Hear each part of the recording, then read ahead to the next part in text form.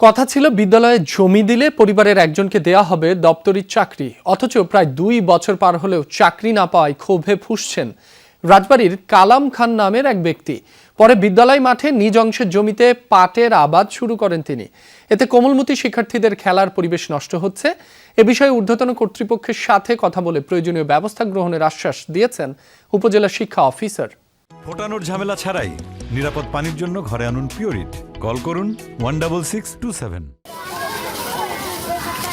বিদ্যালয়ের মাঠে দোল খাচ্ছে সারি সারি পাট গাছ, যার পাশেই খেলায় মগ্ন কোমলমতি শিশুরা। এই চিত্র রাজবাড়ীর কালুখালী উপজেলার মুরারীখোলা সরকারি প্রাথমিক বিদ্যালয়ে। দপ্তরির চাকরি না পেয়ে ক্ষোভে মাঠের জমিতেই পাটের আবাদ করেছেন স্থানীয় কালাম খান নামের এক ব্যক্তি। এতে বিঘ্নিত হচ্ছে শিক্ষার্থীদের খেলাধুলা। মতো খেলাধুলা করতে পারি না, আমাদের সাপ পোকার ভয় করে। পাট খেতের জন্য আমরা খেলতে পারি না। এই পাট খেতে বল চলে গেলে আমাদের খুব ভয় করে। মাঠে পাট বোনা ঠিক হয়নি, এটা তো খেলার মাঠ, বাচ্চারা খেলবি। পারিবারিকভাবে পাওয়া জমির মালিক কালামের দাবি, জায়গার বিনিময়ে তার ছেলেকে বিদ্যালয়ে দপ্তরির চাকরি দেওয়ার কথা হয় সংশ্লিষ্ট কর্তৃপক্ষের সাথে, কিন্তু 2 বছরের বেশি সময় পেরিয়ে গেলেও ছেলের চাকরি আর হয়নি। তাই বিদ্যালয় মাঠেই চাষাবাদ শুরু করেন তিনি। রাজি হইনি যে না, জমি দেব না। পরে বলে জমির পরিবর্তে কি চান আপনারা? তখন বললাম যে তাহলে এই জমির পরিবর্তে আমাদের জমি কিনে দেন।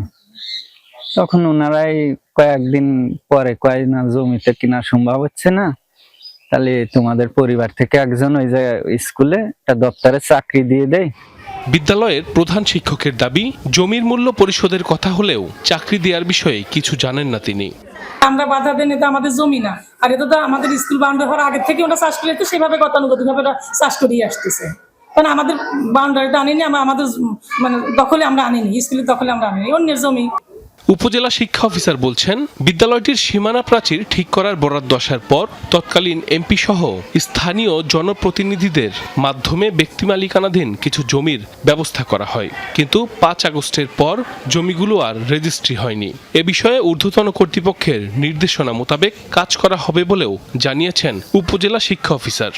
সরকারি নির্দেশনা, সরকারি জমির উপরই সীমানা প্রাচীর হবে।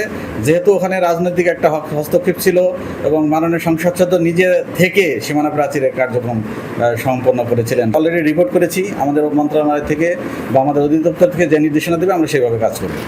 1977 সালে প্রতিষ্ঠিত বিদ্যালয়টির মোট জমির পরিমাণ 68%। 2022-23 অর্থবছরে বিদ্যালয়ের সীমানা প্রাচীর নির্মাণের বরাদ্দ আসে। সে সময় স্কুলের একপাশে ব্যক্তি মালিকানাধীন জমি থাকায় কার্যক্রম বাস্তবায়ন করা নিয়ে বিপাকে পড়ে কর্তৃপক্ষ। সাইফ আহমেদ, যমুনা নিউজ।